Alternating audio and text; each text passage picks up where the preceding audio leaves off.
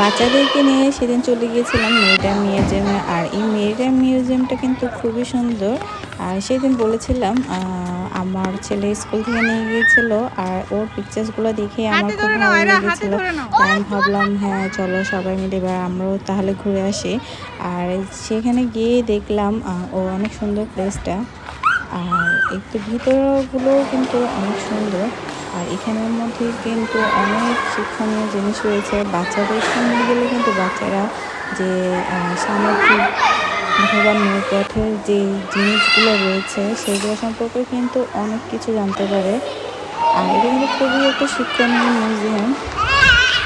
First পার্টটাতে তো দেখেছিলাম আপনাদেরকে কিভাবে বাচ্চারা বাইরের সাইডটাতে খেললো, আর বাইরের সাইডটাও তো অনেক সুন্দর ছিল, তা তো আপনারা দেখতেই পেয়েছেন।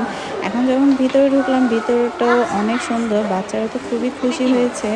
আর এখানে কিন্তু অনেক কিছু আসলে শিক্ষণীয় আছে, তো আব্বুও দেখছিল কি কি লেখা ছিল এখানে। আর ভিতরের অংশটা এতটাই সুন্দর ছিল, আম্মুকে বললাম আমাকে একটু পিকচার তুলে দেন বাচ্চাদের সাথে।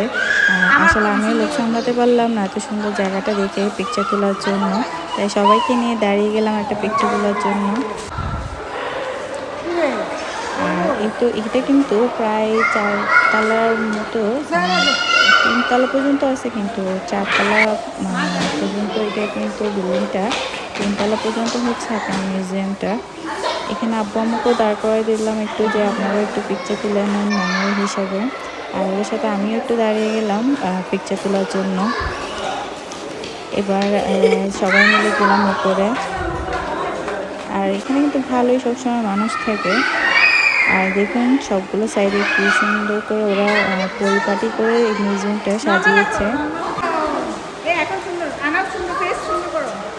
এত সুন্দর জায়গা, বাচ্চাদেরকে আমি একদম দাঁড় করে সব জায়গায় সবার পিকচার তুলে নিলাম, এই কারণে যেন ওরা ফিউচারে সবাই দেখতে পারে যে না আমরা এত সুন্দর একটা প্লেসে গিয়েছিলাম।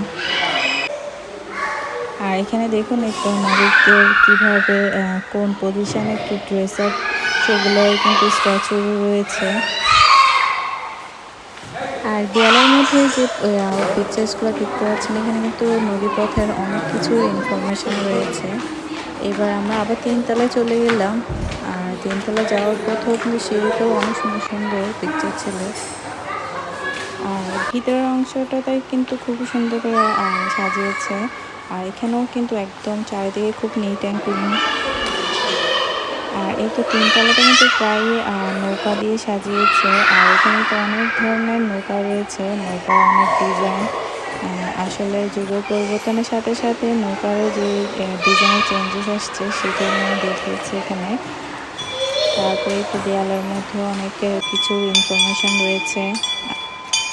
আর এটা মনে হয় জাহাজে যে ঘন্টা থাকে সেই ঘন্টাটাই। এটাও বাচ্চারা কিন্তু খুব এনজয় করছিল এটা দেখে, কারণ ওদের কাছে কিন্তু সব কিছুই নতুন। ওরা তো আর কখনো এর আগে দেখা হয়নি এভাবে কাছ থেকে কোনো কিছু। এখানে দেয়ালগুলোর যে পিকচার রয়েছে সেগুলো কিন্তু যে নদী আমরা দূষিত করি, কীভাবে জল ফেলি দূষিত হয়, সেগুলোই কিন্তু আসলে পিকচারের মাধ্যমে ফুটিয়ে তুলেছে। এই তো হয়ে গেল দেখা। তারপর নিচে চলে আসলাম। আর এখানে দেখুন কত সুন্দর একটা বাংলাদেশের মানচিত্র করা আছে। আসলে ওভারঅল যদি বলি জায়গাটা খুবই আর বাচ্চাদের জন্য অনেক শিক্ষণীয় একটা জায়গা। আর এখানে সব ধরনের সুবিধা রয়েছে, ওয়াশরুমও রয়েছে।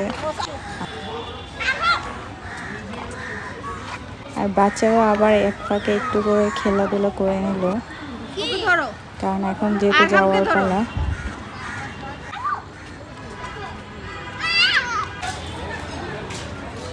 এখানে কিন্তু একটা ছোট শোপিস টাইপের শপ রয়েছে। আর এখানে কিন্তু ছোটোখাটো অনেক কিছু সুন্দর সুন্দর জিনিস পাওয়া যায়।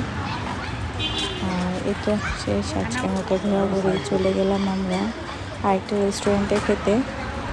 আসলে এখানেও খাওয়া যায়, তারপরও আব্বু বললো আপু যেহেতু একটা ভালো জায়গা আছে ওটাতে আব্বুর পছন্দের খাওয়া পাওয়া যায়, তো যেহেতু আজকে আব্বুকে ঘুরতে নিয়ে আসলাম তাই আব্বুকে বললাম চলো আজকে আপনার পছন্দের জায়গাটাতে যাই।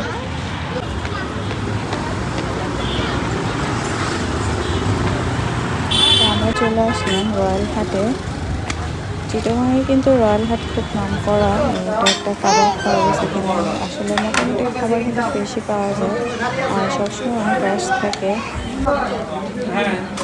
আর একটু বাচ্চাদের জন্য আর আমাদের জন্য নিয়ে নিলাম কিছু নাস্তার আইটেম। আর আজকে কিন্তু বাচ্চারা আসলেই অনেক মজা করেছে, আর সবাই একসাথে ঘুরলে কিন্তু এমনিতেও ভালো লাগে। আর সবাইকে অনেক থ্যাংক ইউ এতক্ষণ আমার সাথে থাকার জন্য। ভালো থাকবেন। আসসালামু আলাইকুম।